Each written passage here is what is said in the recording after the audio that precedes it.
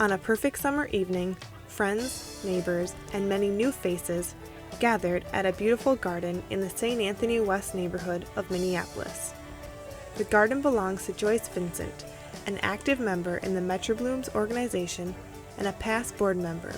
Joyce's gardens greet and inspire the guests to create their own rain gardens in their neighborhoods. Each guest has their own reason for attending the Metro Blooms 4th annual Putting Down Roots fundraiser. For many guests, this is the first Metro Blooms event they have attended. Well, I'm a guest of my daughter-in-law's, and I'm interested in the rain gardens. We have an area at our home. The water's been rushing down the hill this summer, and so we're wondering different ways to prevent it. And so she suggested that it might be good to come here and learn about the rain garden.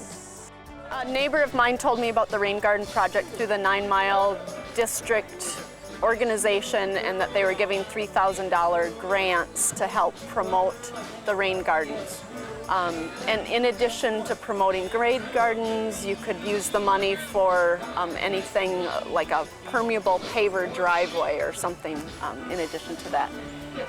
So I actually went to the site and looked at the forms and thinking about how I could use $3,000. I actually looked into the driveway idea and got some bids. Might be a little bit more than I want to pay at the moment, so I don't know, tossing things around. Some guests are already involved in the Rain Garden project and have attended the event to tell their stories and spread their passion to others. My cousin happens to be one of the board members for Metro Bloom, and so that's how I became familiar with it. And a couple of years ago, I went with her for the first time as she was evaluating the gardens. I really enjoyed it and have actually asked to do that with her the last couple of years. So I think it's an amazing concept, just to make sure that we're working to beautify the city and to recognize people for the amount of time and effort they put into their gardens. One of the things I like as we do it is if we come upon a garden that has not already been nominated, we have the latitude to go ahead and nominate it and evaluate it right there on the spot, and people get certificates. And it's actually really kind of fun because my hairdressing salon proudly displays the 2 awards that they've received. For some, being involved in the Metro Blooms Rain Garden movement just seemed to fall into place. I went through high school, graduated, went into the Navy, just spent 25 years in the Navy, came back to Minneapolis and contacted an old high school teacher of mine, Bob Wolk, who happens to be deeply involved with Metro Blooms, and found out that blooming boulevards had become Metro Blooms, and now Bob was sort of, I guess, the chairman of the board, as it were. And he and I talked at great length about what Metro Blooms has been doing, and I'm all in favor of environmental activities, especially ideas where you're using rainwater to the greatest, the best effect possible. No sense in wasting free water.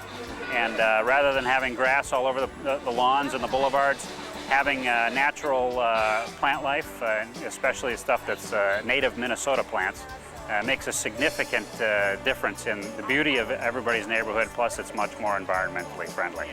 I'm here at this fundraiser this evening. My wife Melissa and I are going to contribute some money to Metro Blooms organization, and I have already convinced my parents to get rid of all the grass on their yard and replace it with native Minnesota plants and mulch.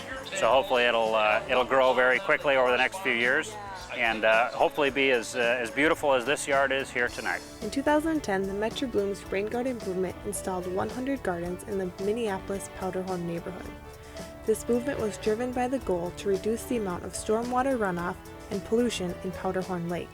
The Metro Blooms organization is powered by hundreds of volunteers and donations from its many supporters. For more information on how to become involved, please visit www.metroblooms.org.